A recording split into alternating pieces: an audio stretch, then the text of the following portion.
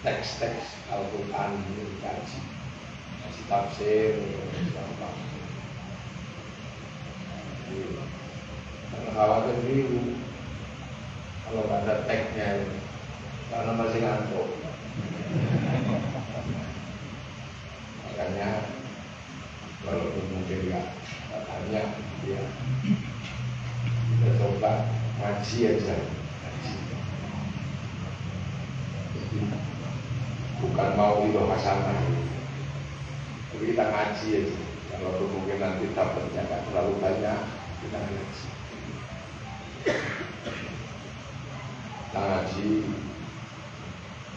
Kita ngaji Fatihah aja, yang paling sering kita baca, ngaji Fatihah.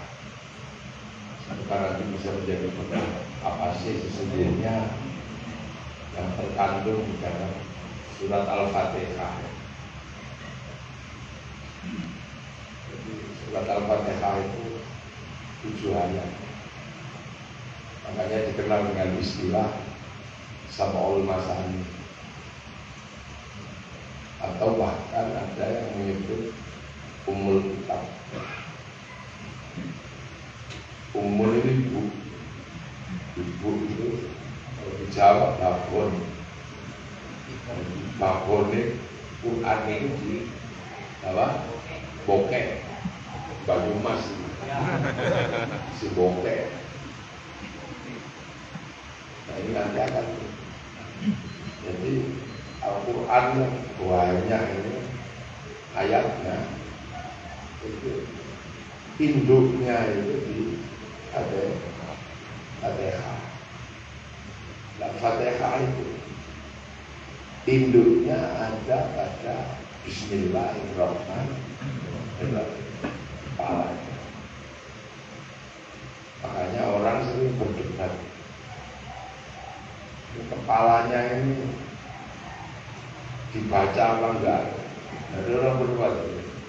Ada yang langsung Alhamdulillahirabbil alamin, pakai bismillah. Ada yang baca tapi nggak keras, sir. Tapi ada yang nekat sama sekali nggak baca. Sehingga kadang kita bingung gitu. Kalau itu nggak dibaca sama sekali, terus 7 ayatnya itu potongannya gimana? Potongan ayatnya gimana? 7 ayat. Nah persoalannya maka kiai-kiai, para ulama di Indonesia terutama ngotot dan bahkan nggak mau berkompromi. Kalau baca Fatihah harus ada Bismillah. Satu, kalau imam ini semua ulama mazhab, itu berbeda, tidak semua bersepakat. Tapi bersepakat itu adalah ayat dari surat Al-Fatihah. Walaupun ada yang kemudian membacanya nggak keras, Bismillahirrahmanirrahim. Alhamdulillahirabbil alamin. Alhamdulillah, Bismillahirrahmanirrahim. Alhamdulillahirabbil alamin. Saya sarankan semua imam, siapapun yang imam, jangan sekali-sekali menghilangkan. Kenapa? Karena ada yang mengatakan bahwa membaca Bismillah dengan keras itu makruh. Tapi ada yang mengatakan ketika tidak dibaca itu haram. Nah, seorang imam harus tahu. Lebih baik kalau seandainya dia punya keyakinan makruh, tetap menjaga Bismillah, karena yang lain kalau tidak itu haram. Jangan ngotot. Lebih baik Anda yang kena hukum makruh daripada yang lain kena hukum haram. Jadi Ini toleransi seorang imam. Nah, maka imam itu harus memberikan toleransi kepada yang kalau nggak dibaca kena hukum haram. Artinya apa? Dia kena hukum batal sholatnya karena bismillahnya nggak lengkap. Tapi kalau dia baca, walaupun keyakinannya itu makruh, lebih baik kena hukum makruh daripada kena hukum haram. Nah ini yang harus dipahami oleh imam. Kata imam ini ngotot gitu ya, karena sesuai keyakinannya. Makanya di Saudi sekalipun pasti dengar kita Bismillahirrahmanirrahim, walaupun nggak keras. Nah kadang di sini ada yang nekat ya dibaca sama sekali. Nah itu bagi yang punya keyakinan derajatnya haram ya sholatnya nggak sah.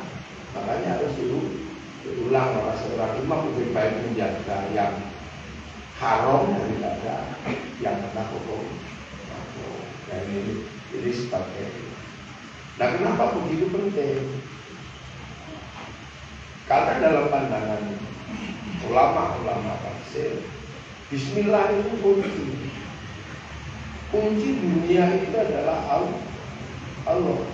Kunci dunia yang menciptakan, buat dunia, mengaturnya, ini semuanya. Maka kita sebagai orang yang setiap hari tidak pernah lepas dari ciptaannya, tidak pernah lepas sebagai ciptaannya, jangan pernah melupakan Allah. Makanya sebut asma Allah, Bismillah, menyebut asma Allah. Setiap memulai sesuatu sebut nama Allah. Dalam akidatul awam ada abda'u bismillahirrahmanirrahim wa birrahim ta'imil ihsan. Sebut. Makanya para ulama ada yang sampai membuat kurikulum khusus menyebut asma Allah. Di Indonesia dikenal dengan istilah Torekoh. Torekoh ini adalah memberikan pembelajaran dasar untuk menyebut asma Allah. Prakteknya nanti semuanya harus Allah. Makanya orang kalau menyebut asma Allah itu ada duduk terus kepalanya gede-gede, ya Allah, ya Allah, ya Allah, ya Allah. Terus tangannya pakai tasbih, terus kakinya bersila. Itu sesungguhnya apa? Pelajaran menyebut asma Allah. Cuman kan kepala ini kan nggak bisa bunyi, maka mengajari kepala itu dengan dibikin gede-gede. Ya Allah, ya Allah, ya Allah. Ini bikin dia belajar menyebut asma Allah. Seluruh unsur yang di kepala ini diajarkan menyebut asma Allah. Tangan dikasih tasbih itu di tangan diajari menyebut asma Allah, bukan semata-mata menghitung. Makanya ada beberapa santri dan ulama kadang-kadang lucu lihatnya, berpikir gini-gini tapi karena kurang cepat dituan roh gimana enggak? Karena prinsip dasar sesungguhnya adalah mengajarkan tangan menyebut asma Allah. Bokong, duduk ya Allah, ya Allah, ya Allah, ya Allah. Lutut diajari. Nah, nanti kan paling pertama ketika diajari ya Allah, ya Allah, ya lutut diajari. Bokong diajari ya Allah, ya Allah. Nanti hatinya juga lama-lama diajari ya Allah, ya Allah, ya Allah. Latihan pertama paling ini lama sekali, suwene ini ya Allah. Ini prinsip dasar. Jadi Bismillah itu menghasilkan kurikulum yang luar biasa. Makanya orang-orang ini karena ini perintah dengan menyebut asma Allah. Agar apa? Agar manusia terbiasa menyebut asma Allah. Nah kalau sudah terbiasa seperti itu dilatih, makanya kalau habis sholat pikir, ya Allah, ya Allah, ya Allah, ya Allah.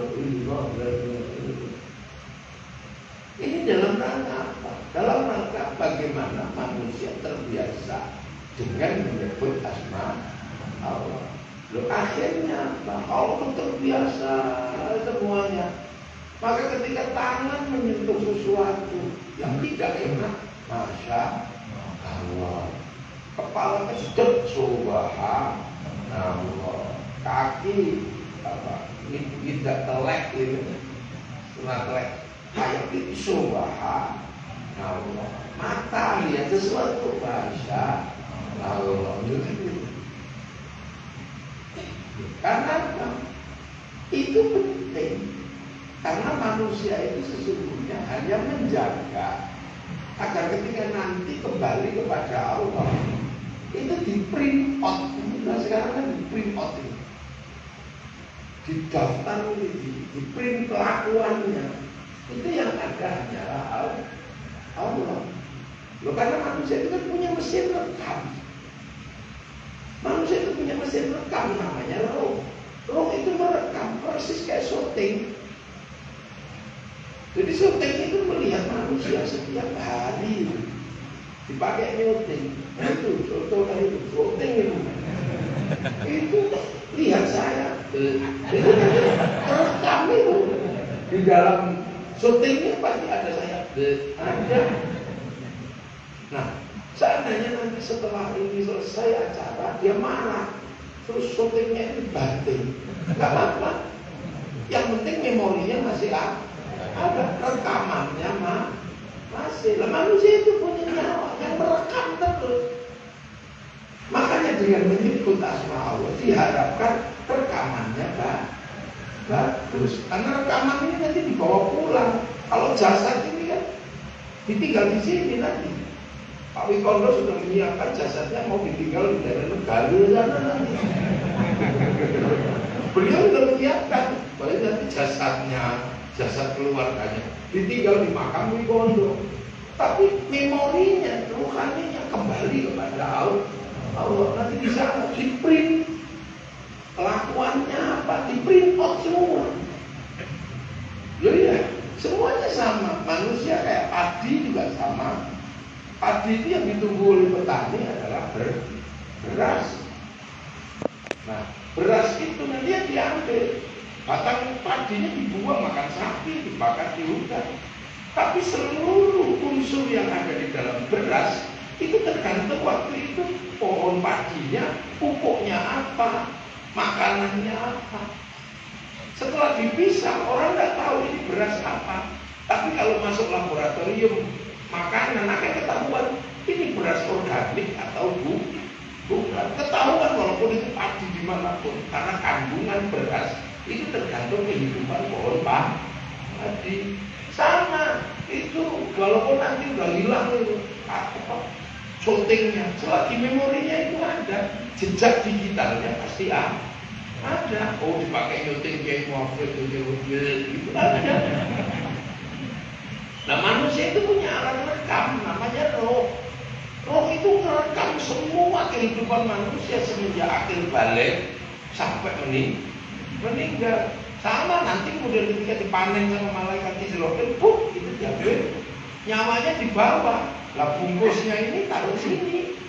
Ya di kuburan masing-masing, nanti dimakan cacing busuk, cacingnya diisep sama rumput, rumputnya dimakan kambing, kambingnya dimakan lagi sama manusia. Muter namanya teori rantai makanan. Makanya hati-hati, rekaman ini terus.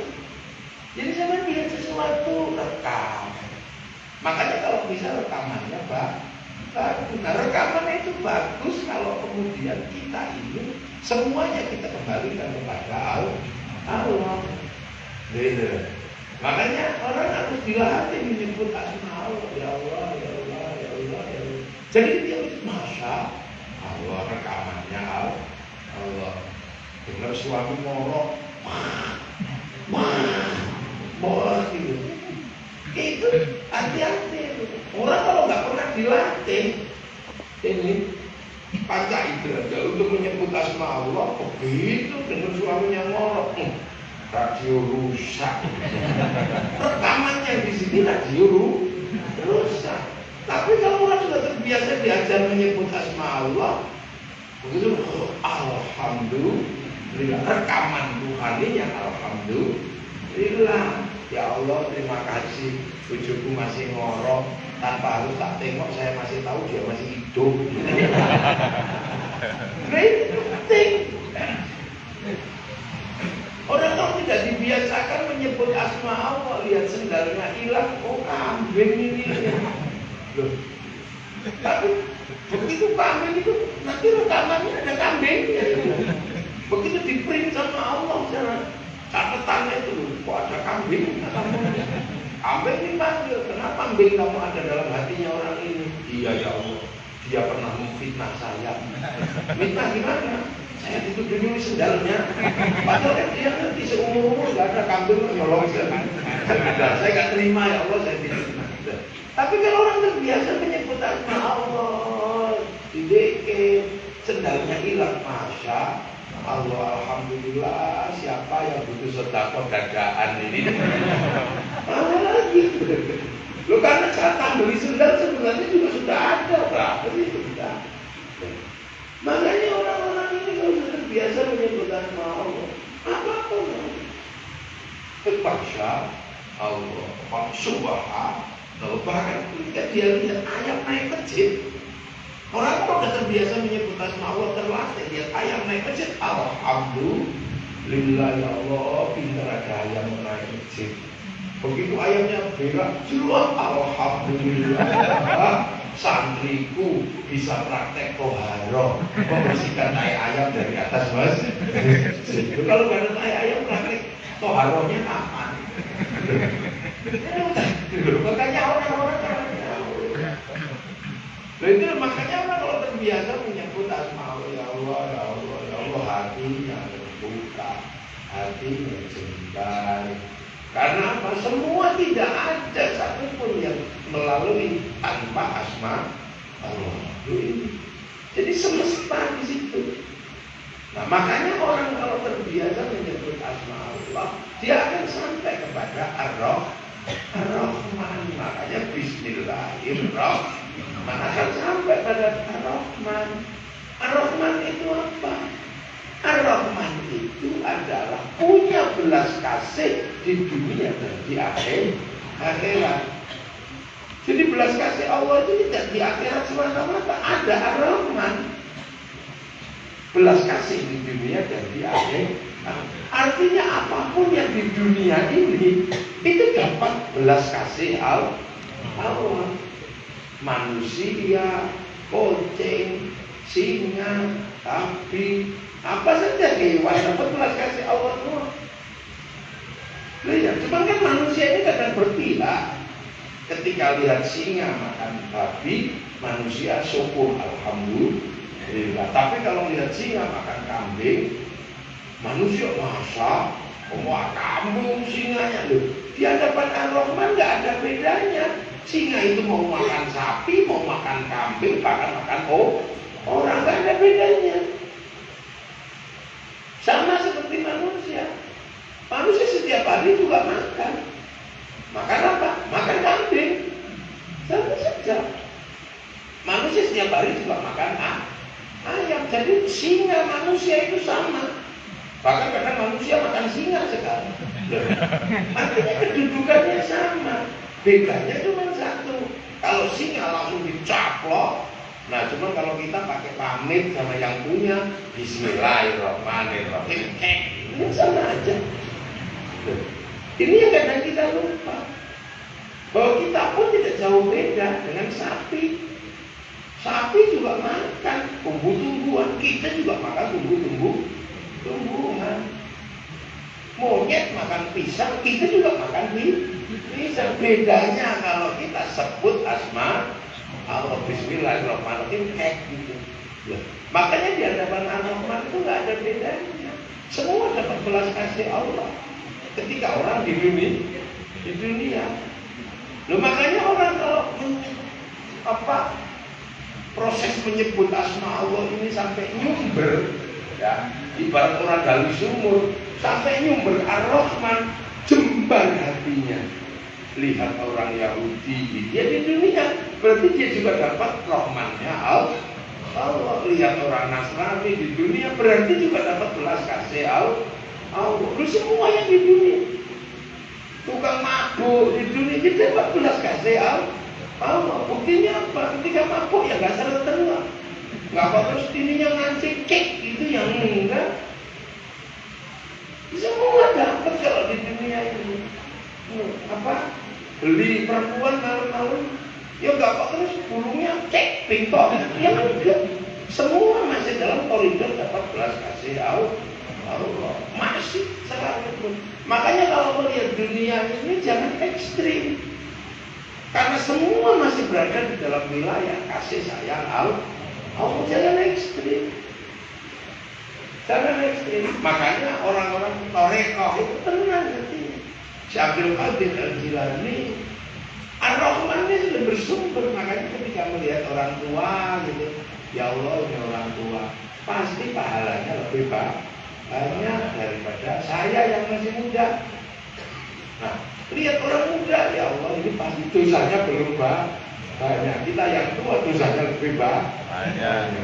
Lihat orang dua ini, ya Allah ini orang dua, jangan-jangan dia besok jadi baik dan dia kalau saya yang belum, ya Allah jangan sampai itu terjadi. Na'udzubillah. Lihat orang bukan Islam gitu, dia bilang ya Allah ini orang bukan Islam, tapi jangan-jangan malah besok dia yang menjadi Muslim, si kita yang jadi tidak Muslim.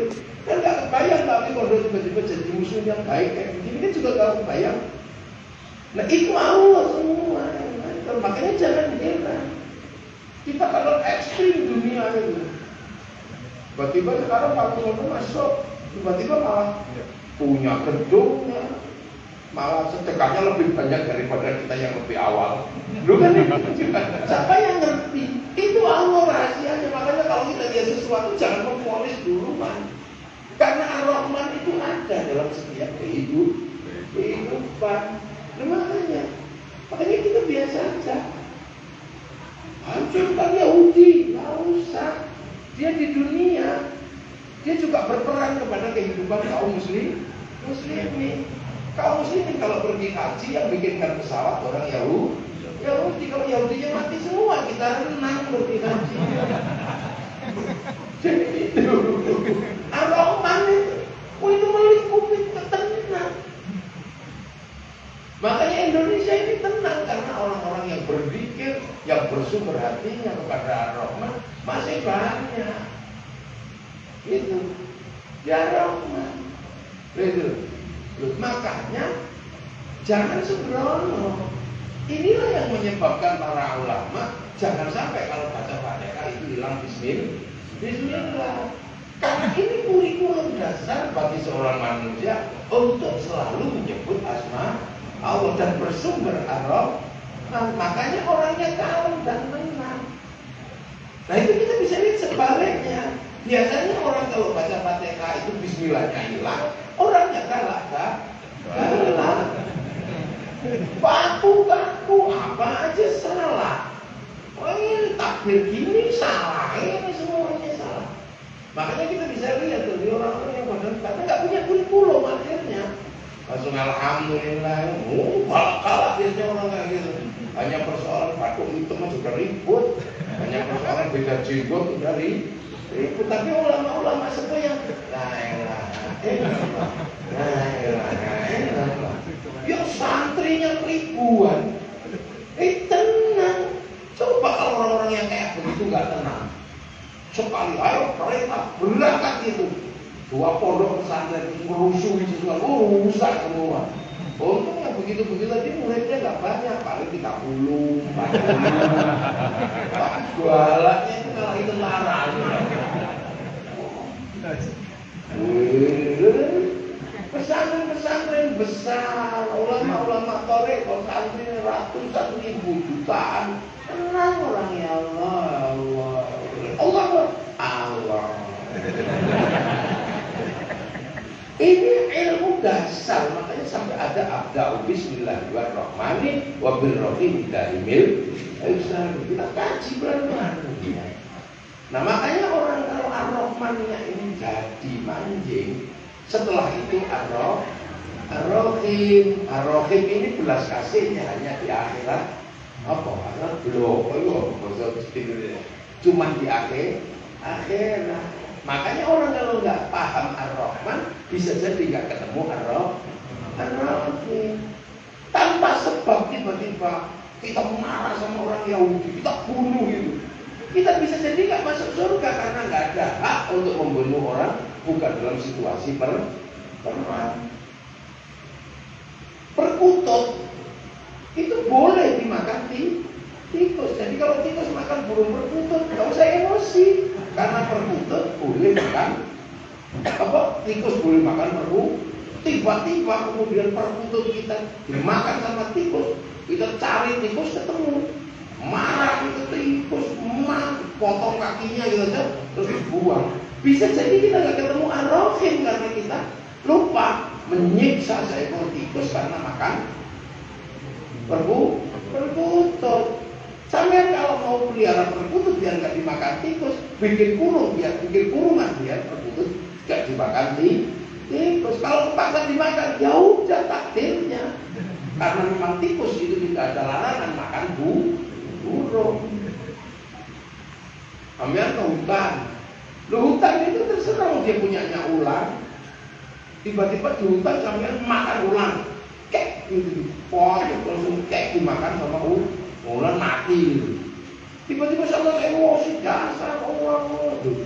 Ya apa-apa dia boleh, makanya kalau ke hutan hati-hati biar nggak digigit ular, karena tidak ada hukumnya bahwa ular tidak boleh matok manusia. Berapa ribu binatang hutan mati dimakan oleh ular, berapa ribu ayam mati dimakan manusia, dan manusia kalau makan lebih serem. Jadi kalau makan ayam, ular langsung kayak gitu. Nah, kalau manusia makan ayam aja ada triknya. Kalau ayam jagonya lari, cari babonnya, terus dipegang gitu. Jagonya datang naik, begitu naik langsung dipegang, dipotong. Emang ayam nggak kepengin kawin? Jadi seluas ini, makanya ar-Rahman ini menjadi landasan agar kita bisa ketemu dalam belas kasih Allah di akhirat, karena ad-dunya mazra'atul akhirah. Makanya jangan ekstrim ketika di dunia. Jangan tiba-tiba jangan. Hari ini kita pengajian gitu, indah pengajian ini ya. Tapi bahwa speakernya ini juga bukan orang Islam yang buat. Ini orang Jepang kalau nggak Cina. Orang kafir ini yang bikin. Peci putih made in Cina semua.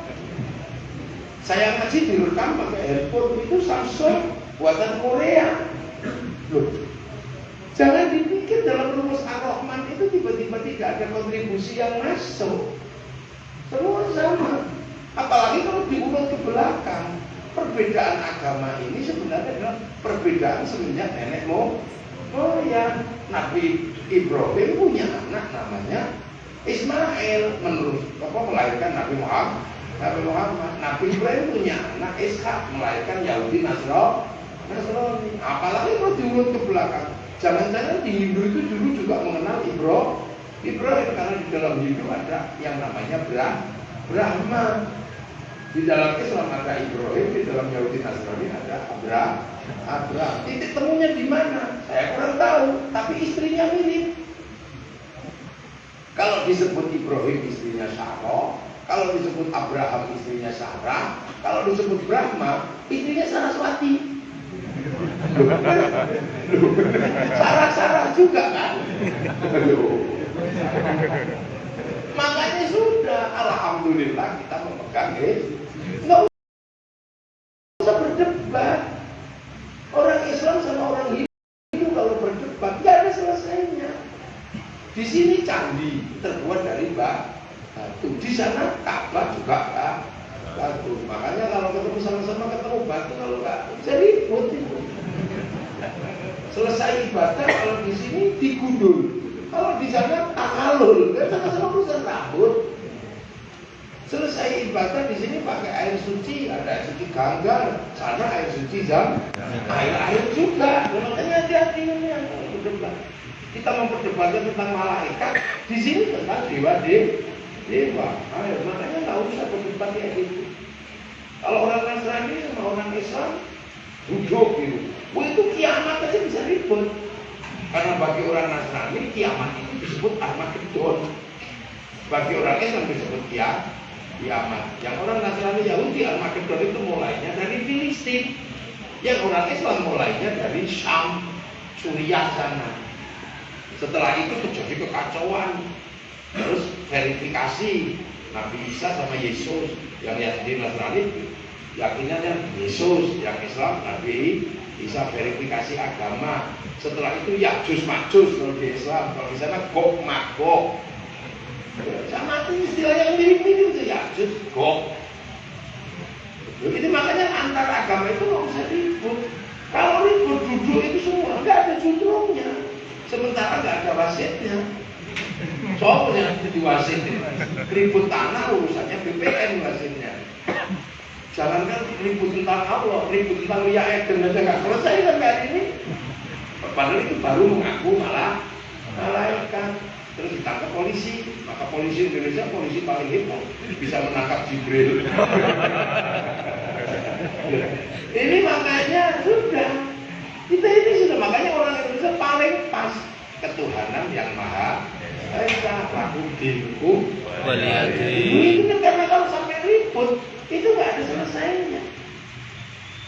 Jadi makanya Ar-Rahman itu kalau rampung kita akan ketemu Ar-Rahim, selamat dari urusan dunia, semua kembali kepada Allah. Jadi makanya hati-hati, makanya ulang-ulang, janganlah. Karena kalau sampai hilang Fatihah, Bismillahnya itu hilang, nggak punya kurikulum pembelajaran dasar, kaku, dikit-dikit pusing, dikit-dikit tapi hancurkan. Oh, ini iya. Kalau Yahudi mati semua, renang juga matinya. Loh ini nih, sistem kita yang kita pakai, perbankan, keuangan, itu yang buat sistemnya adalah orang-orang bukan Islam. Sebagian besar orang Yahudi yang buat. Lewat sebuah sistem yang dibikin oleh Rothschild, Rockefeller, lewat Bank Devisa New York, kemudian di Wall Street mengembangkan sistem perbankan dunia. Ini baru Ar-Rahman. Lah kalau Ar-Rahim ya kita nggak tahu lah, pokoknya di sana nanti itu ketemu kapan ya, nanti setelah dunia ini selesai loh, sekarang seperti itu. Makanya itu penting. Baru setelah itu alhamdulillahirabbil alamin. Kita memuji Allah, segala puji milik Allah. Dan Allah itu Rabbil Alamin. Jangan lupa, bukan Rabbil Amrikiyin. Bukan Tuhannya orang Amerika. Bukan Rabbil Afrikiyin, bukan. Bukan Rabbil Sin, itu orang Cina, bukan, tapi Rabbil Alamin. Tuhan seluruh sekalian alam. Nah kita kebetulan alaminnya kebagian alam Indonesia. Pesek-pesek kayak begini. Urusannya macam-macam, makanannya beda, apanya beda. Jadi memuji kepada Ar-Rahman juga bisa dari Indonesia, juga bisa dari Arab, juga bisa dari Eropa. Karena apa? Rabbil Alamin. Makanya ketika diutus Rasulullah itu rahmatan lil alamin, karena Rabbil Alamin. Makanya simbol-simbolnya enak. Yang diatur tidak boleh kemudian di luar standar. Itu misalnya kayak sholat, ya sudah pakai bahasa Arab, udah. Kalau sholat kalau pakai bahasa Arab itu standar kita, itu sudah ada. Udah sholat pakai bahasa Indonesia itu ada. Itu haji ya harus tetap ke Mekah. Kalau syahadat ada diskonnya sudah. Pakai bahasa Indonesia, saya bersaksi tidak ada Tuhan selain Allah. Tapi kalau pakai bahasa Indonesia itu sulit. Karena bahasa Indonesia itu mudah. Jadi ketemu bahasa Arab, bahasa Indonesia itu kalah. Bahasa Indonesia ketemu bahasa Jawa aja kalah. Karena kalah tua. Makanya kalau misalnya contoh orang Jawa mungkin di sini ada. Bahasa Indonesia itu kalau ketemu kunduran truk itu udah nggak bisa. Coba, Pak Widodo, kira-kira munduran truk itu bahasa Indonesianya apa? Kita nggak bisa. Termundur kenapa? Udah kalah tua. Kalah tua. Jamin sewu misalnya kayak pecirit. Bahasa Indonesianya apa? Pecirit itu kan tidak bisa ditahan, tapi keluarnya kecil. Itu pecirit. Itu nih bahasa Indonesianya apa? Gak ketemu itu. Apa ya? Kalau mencret itu kan banyak. Kret gitu kan. Pecirit itu trik gitu aja. Ya itu sudah gak ada. Makanya kalau bersaksi itu kadang juga kalau pakai bahasa Indonesia repot, apalagi polisi. Polisi itu kalau bersaksi tidak ada Tuhan selain Allah bisa musyrik, hati-hati. Jadi kalau kajian bahasa ya, karena bagi seorang polisi saksi itu adalah orang yang melihat, orang yang mendengar dan menyaksikan kejadian. Nah kalau saya bersaksi tidak ada Tuhan, saya pernah ketemu lalu sama Allah. Ini kan bahasa, tapi ini sudah dihilangkan itu. Boleh, tapi kalau sholat tetap harus pakai bahasa Arab. Karena kita orang Indonesia, kita bisa pakai pemancar di Indonesia, masjid. Awal lima jaka satu masjidil haram. Kalau pada masjid bentuknya gudang, ini nggak apa.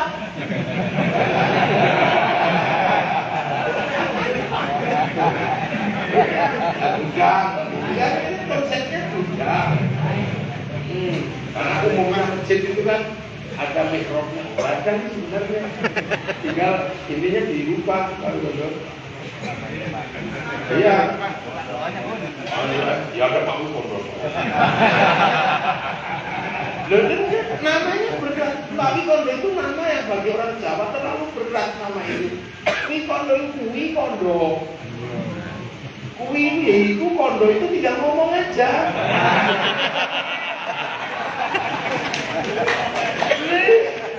Tresno itu cinta. Jadi cinta, lu itu kondo aja kalau ngomong.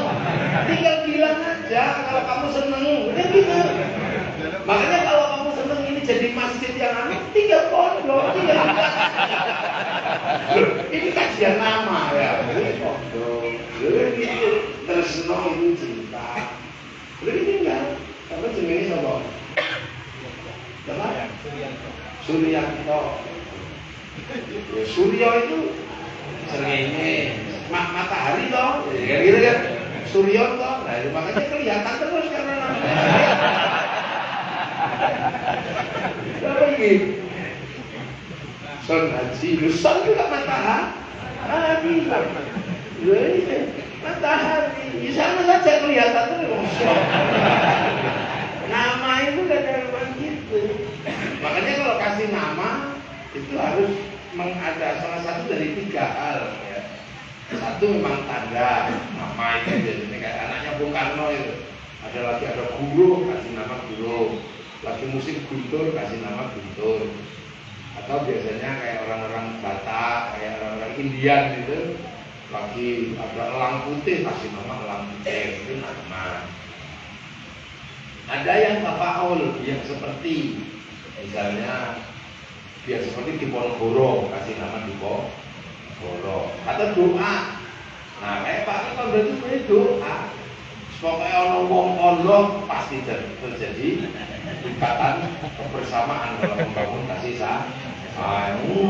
Gitu. Makanya kalau pengen punya anak biar kaya kasih nama Sugiono.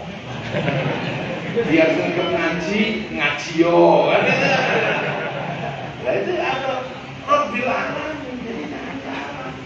Makanya kalau muji Allah yang serius. Allah itu Tuhan sekalian alam. Allah Maha Besar. Makanya jangan dikit-dikit Allah Akbar. Allah Maha Besar.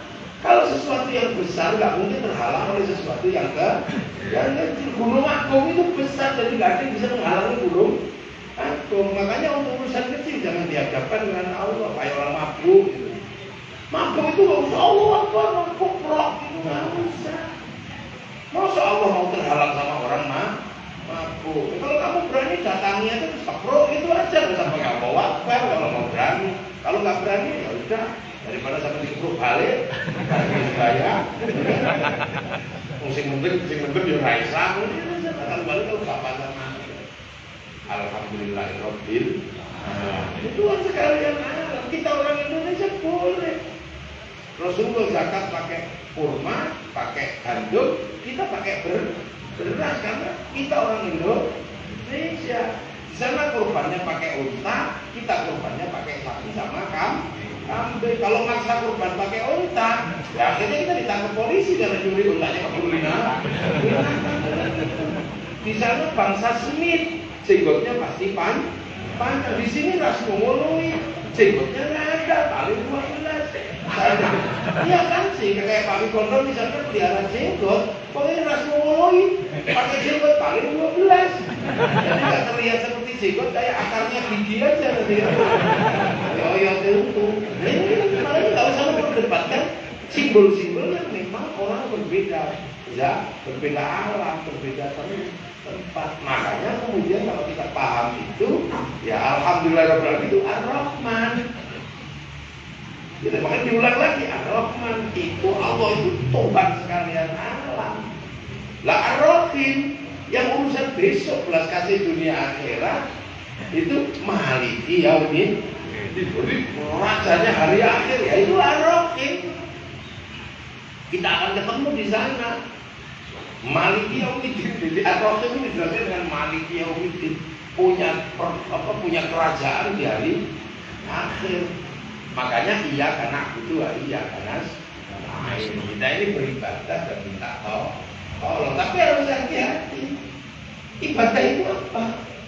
Ibadah itu ka'annaka tarahu fa in lam takun tarahu fa innahu yaraka. Kalau beribadah seolah-olah kamu lihat Allah, tapi kalau kamu nggak lihat Allah, yakin Allah lihat engkau. Jadi ibadah itu pun juga sebenarnya tidak bisa langsung ketemu Allah. Makanya khusnudzon, kalau seandainya kita nggak lihat, yakin Allah lihat kita. Maka nggak boleh memfonis ibadahmu salah, itu takbirmu gini. Sekarang kan orang seolah-olah lihat betul Allah ketika ibadah, jadi nggak punya khusnudzon, nggak punya seolah-olah. Kita ini sama-sama seolah-olah kok.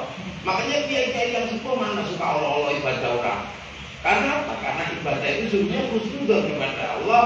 Kita ini nggak lihat, tapi yakin Allah lihat kita. Ibadah itu prinsipnya di situ. Jadi makanya kalau kiai-kiai sepuh ibadah itu mikir diterima aja pusing, diterima apa enggak itu. Makanya nggak sempat melihat ibadah orang keterima apa enggak. Mungkin pikir ibadah sendiri aja kita nggak tahu diterima apa. Tidak, lo itu ibadah. Lo kita coba sampai tadi sholat subuh, usolli Allah Akbar. Ini wajah tu wajhiyah. Itu kan khusyuk. Tapi baru melek ini apa yang dilihat? Oh, sarungnya bolong. Ya, sudah nggak kepada Allah, langsung kepada sarung. Wow, mau ting enggak. Wow, mau yang di pengajian. Belok, betul itu wabut. Makanya kita ini sudah kamu yakin aja dilihat oleh Allah. Makanya kalau sholat mendengarkan bakso nggak apa-apa, tapi jangan lupa kita dilihat sama Allah. Makanya dengar bakso boleh, yang nggak boleh itu lupa. 3 mangkok Pak, nggak boleh itu batal. Ibadah itu begitu prinsipnya. Makanya jangan dikit-dikit bid'ah, jangan dikit-dikit apa. Ini loh. Loh ini masih panjang loh kajiannya, lalu sampai pengen mulai. Ini iya karena butuh ini, makanya ibadah itu khusnudzon. Setelah itu minta ya Allah, aku tak ibadah apa? Baca Yasin. Terus aku tak minta tolong apa? Mudah-mudahan orang tuaku akhirnya tidak bisa. Minta tolong, ibadah dulu. Ya Allah, aku tak baca innahu min Sulaiman wa innahu bismillahirrahmanirrahim. Karena baca Quran itu ibadah. Habis itu aku tak minta tolong semoga perempuan yang cantik itu I love you sama saya dulu. Na'budu nasta'in. Beribadah minta tolong. Lu itu makanya ulama-ulama jangan enggak ribet. Itu haram. Gimana? Kok kita baca Quran itu ibadah, habis itu minta tolong. Lu makanya itu.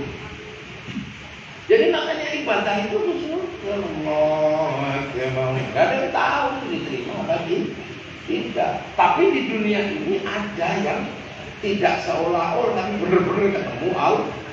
Siapa? Rasulullah. Makanya setiap ibadah itu yang seolah-olah kita titipkan sama yang benar-benar lihat Allah. Makanya setiap ibadah itu nggak nyampe kalau nggak dititipkan ke Rasulullah. Makanya kita setiap ibadah apapun akhirnya harus baca sholawat.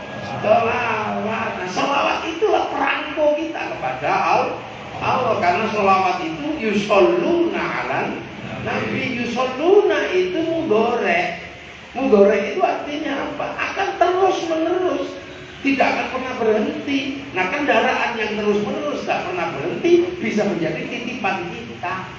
Makanya kita setiap hari titip sholat ke Rasulullah, campur pasir, sholat campur kambing, Allah, campur sarung bolong, campur dititipkan ke Rasulullah. Itu sudah beres ketika Allahumma sholli ala sayyidina Muhammad wa ala ali sayyidina Muhammad kama shollaita ala sayyidina Ibrahim. Karena orang yang pertama kali mengajari sholat itu Nabi Ibrahim. Dan ketika berdoa di samping Masjidil Haram sana, di samping Ka'bah, Rabbana ini askantu min dzurriyyati biwadin ghairi dzi zar'in 'inda baitikal muharram, Rabbana liyuqimus sholata faj'al afidatan minan nasi tahwi ilaihim warzuqhum minat thamarati la'allahum yashkurun. Makanya, lah masa tiap hari titip kok enggak kenal?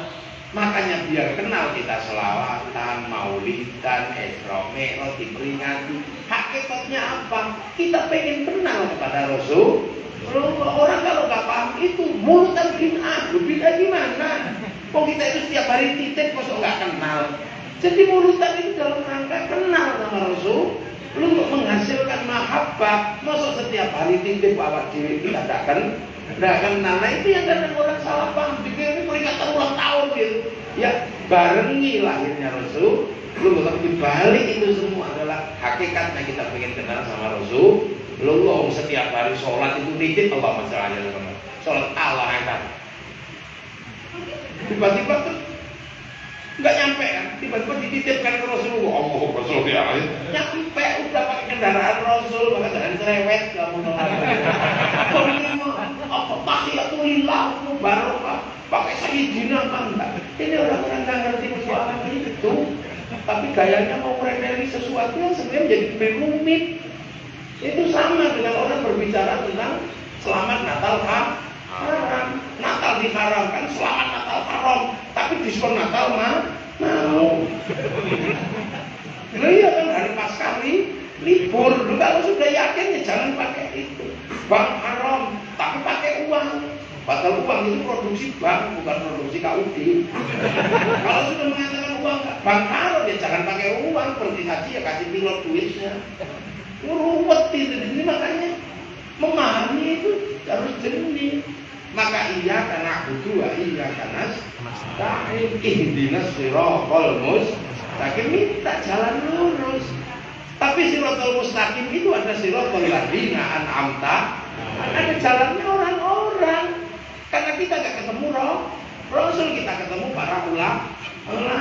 Nah, ulama itu siratal ladzina, pewaris para nabi. Jadi jalannya Rasul itu dilewati oleh orang-orang dulu sebelum kita. Orang-orang itu ada manusianya. Makanya para ulama selalu mengatakan, kamu dapat jalan dari mana? Siapa? Wong siratal mustaqim itu adalah apa? Siratal anbiya wal mursalin, siratal ulama was syuhada was sholihin. Makanya kayak saya ini ketemu jalan lurus dari Rasul. Tapi jalan siapa yang saya ikuti? Dulu diikuti orang tua saya sebelum saya diajari. Orang tua saya diajari oleh guru-gurunya dari langitan. Dari langitan diajari oleh Kiai Hasyim Asy'ari. Kiai Hasyim Asy'ari diajari siapa? Kok ngerti siratal mustaqim? Diajari gurunya, namanya Kiai Soleh, Kiai Khalil. Diajari sama Kiai Asy'ari bapaknya. Oh, sama ini. Makanya namanya wahyu karena kita kajian wahyu. Kiai Asy'ari diajari sama Kiai Khalil di Purwodadi. Tadi ada orangnya. Kiai Khairul diajari Kiai Abdul Wahid di Solo. Kiai Abdul Wahid muridnya Kiai Abdul Halim Boyolali. Pak Abdul Halim muridnya Mas Sufyan di Tuban. Mas Sufyan muridnya Mbak Kiai Jabar di Tuban. Mbak Jabar muridnya Mbak Abdul Rahman Lasem. Mbak Abdul Rahman Lasem muridnya Mbak Abdul Halim Pangeran Benowo. Mbak Benowo muridnya Mbak Cokrojoyo Sunan Geseng. Sunan Geseng muridnya Sunan Kalijaga. Sunan Kalijaga muridnya Sunan Bonang. Sunan Bonang muridnya Sunan Ampel. Sunan Ampel muridnya Mbak Brohim Asmoro Kondi. Mbak Brohim Asmoro Kondi murid Syekh Jumadil Kubro. Syekh Jumadil Kubro murid Syekh Muhammad. Syekh Muhammad murid Syekh Ahmad Jalaluddin Shah. Syekh Ahmad Jalaluddin muridnya Syekh Abdul Malik Mongol. Muridnya Syekh Alawi Ambil Fakih. Syekh Alawi Ambil Fakih muridnya Syekh Ahmad Sohib Mirbat.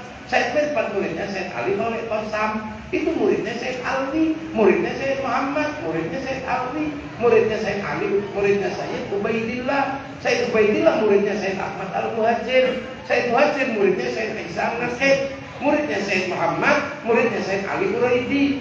Syekh Ali Uraidi muridnya Syekh Jafar Shodiq. Syekh Jafar Shodiq muridnya Syekh Muhammad Bakir. Syekh Bakir itu dapat langsung sebagai muridnya Syekh Ali Zainal Abidin. Syekh Ali Zainal Abidin muridnya Sayyidina Hasan Husain. Sayyidina Hasan Husain diajari Sayyidina Ali. Sayyidina Ali inilah yang belajar langsung Rasulullah Muhammad sallallahu alaihi wasallam. Jadi Siratal Mustaqim itu ada Siratal Ladzina, jalannya orang-orang.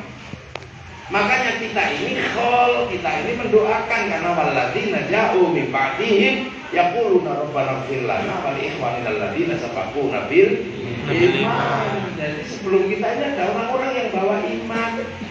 Nah sekarang repot, tiba-tiba ada orang nggak mau pakai alladzina tapi langsung Quran sunnah. Makanya banyak yang konslet itu ya karena itu. Siratal Mustaqim tidak pakai Siratal Ladzina. Nah, orang Bali nggak punya listrik. Yang punya listrik orang Malang sana. Sampai sini ada tiang, ada trafo, tiang, trafo. Sampai rumah ada meteran. Kemudian kalau kita punya handphone, colokan setelah meteran. Itulah madhab, itulah ulama. Walaupun kita tahu di tiang besar itu ada setrumnya, jangan setrumkan handphone di situ. Bledok. Makanya sekarang ini banyak letupan keagamaan ledas. Apa yang dorong? Ini kan rumus Fatihah. Ini makanya kalau baca Fatihah yang komplit.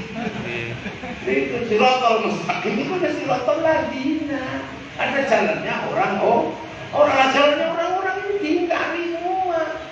Orang-orang tadi di zaman Wali Songo ya bayang. Di zaman kita sinetron. Sebelum kita dan Kiai Hasyim perang sama Belanda untuk merebut merah putih sebagai simbol harga diri bangsa. Makanya sekarang kalau kita hormat bendera, kita hormat simbol harga diri bangsa. Jadi merah putih tidak pernah direbut nenek moyang kita untuk disembah. Makanya kalau orang-orang mengatakan hormat merah putih adalah menyembah, itu pasti nenek moyangnya dulu nggak ikut perang. Makanya nggak tahu. Nggak tahu lagi jualan dawet apa gimana. Ini kan karena nggak ngerti di atasnya. Bahwa khilafah yang sekarang lagi rame itu pernah dibicarakan setelah Sayyidina Ali, korbannya Sayyidina Husain. Makanya kalau berbicara khilafah hati-hati. Makanya seluruh negara Islam yang berbicara khilafah negaranya hancur. Jadi ini bukan omong kosong. Anak-anak kecil-kecil itu dia nggak ngerti karena merasa punya mainan baru. Ini bendera Rasul, bendera la ilaha illallah. Kalau kau anti ini, anti la ilaha illallah, enggak, aku tahlilan juga pakai la ilaha illallah. Tapi kamu anti ini, anti la ilaha illallah, enggak, aku anti bendera PKI. Tapi kalau pesawat tetap pakai arit, berbeda kan tetap pakai palu. Kita coba repot. Makanya santri ini tenang karena tahu oh zaman ini ada ini. Urusan jenggot, urusan apa itu sudah dilewatkan sama ulama sebelum kita. Makanya Siratal Ladzina itu penting untuk dipahami sejarahnya kayak apa. Kalau tiba-tiba masuk Quran Sunnah nggak ngerti sejarah di tengah-tengah pasti kacau.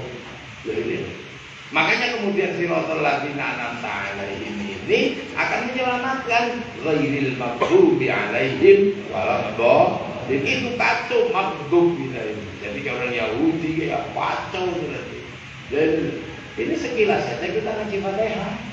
Jadi masih pewajan, tapi kan harus ke kantor, harus. Ini kan hari Senin. Iya ya sudah, Allahumma Senin. Allahumma Senin. Ya makanya Al-Adina itu penting. Jadi jangan dikira. Makanya orang masuk surga itu rombongan. Fadkhuli fi ibadi, masuklah ke dalam hamba-hambaku. Makanya rombongan itu. Jadi nggak sendirian tuh masuk, itu nggak beserta rombongan. Makanya undangannya ya ayat Tuhan nafsul mutmainnah. Jiwa sing tenang, yang tenang. Makanya kita ini mesti tenang. Ada Yahudi tenang, ada Nasrani tenang kita. Radiyatan mardi, ridho kita. Oh iya, sudahlah cuma kehendak Allah ya. Maka kita akan diridhoi. Lagi fadkhuli fi ibadi, itu nanti kapan kita kaji lebih panjang lagi. Ini Fatihah aja belum rampung, terlalu siang. Ini dari kajian santri itu kan begini. Makanya kalau berbicara Fatihah jangan sampai Bismillah hilang. Terbukti apa? Orang kalau baca Fatihah Bismillahnya hilang, paku ya. Ya semoga ada manfaatnya. Pak Widodo dikasih kesehatan, ya keberkahan, kita semua juga punya keturunan nanti yang soleh-solehah. Ya, buka diri Allah SWT. Al-Fatihah. Bismillahirrahmanirrahim. Yauddin, ya na'budu ya nasta'in shiratal mustaqim shiratal ladzina an'amta 'alaihim ghairil maghdubi 'alaihim waladdallin. Amin. Bismillahirrahmanirrahim. Alhamdulillahirabbil alamin. Dan na'min dan syakirin dan yuafi ni'amal kafir mazina. Ya Rabbana lakal hamdu wa min ba'di rizqika karim wa an bizubani. Allahumma ftah alaina futhal arifin hikmatika wa ansur alaina rahmatak wa dhakkirna wa nasina ilal maqim. Ya Allah, ya Allah. Wa bihaqqi rabbana an yasqal dzurriyyatan wa tidwi ila al-'inda muharram. Rabbana liyuqimus sholata faj'al 'afdatan an-nasi ta'wilaihim warzuqna thawaban yashkurun. Ij'al awladana dzurriyyatan min al-'ilmi al-khair al-ibadah wa al-muqasid al-maqasidana wa qasid al-akhirah wa al-hal. Allahumma shalli wa sallim wa barik ala Maulana Muhammadin wa ala alihi wa sahbihi bil hadim wa qasidana. Allahumma salli ala muslimin wa afina muslimin wa qina wa yawsar al-mashaykh bil yawdin. Ya baina ummatina musyrikina wa jidati wa jiddatina. Allahumma ighfir lahum warhamhum wa'afihim wa'afihim Allahumma ta'ala nabi wa اللهم اجعل قبرهم نورا في الجنان. اللهم اجعل قبرهم نورا في الجنان. لا اله الا الله محمد رسول الله. لا تدعو بين يدي ربك وهي مرضيه. وادخلي في عبادك وادخلي جنتك. ربنا اتنا من لدنك رحمه وهب لنا من امرنا رشدا. ربنا اتنا في الدنيا حسنه وفي الاخره حسنه وقنا عذاب النار. صلى الله على سيدنا محمد والحمد لله رب العالمين. الفاتحه. Ya benar,